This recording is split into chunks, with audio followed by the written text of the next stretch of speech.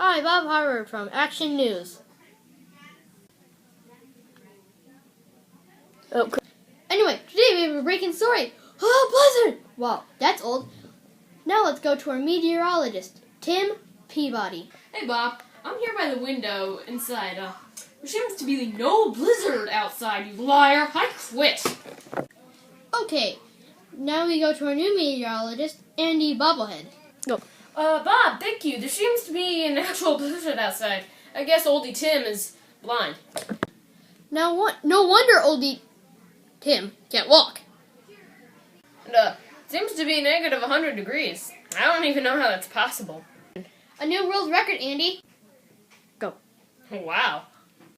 A blizzard is a storm which contains large amounts of snow or blowing snow, with winds in excess of 35 miles and visibilities of less than 1/4 mile for an extended period of time. Wow, you're really smart. I graduated from college at 15.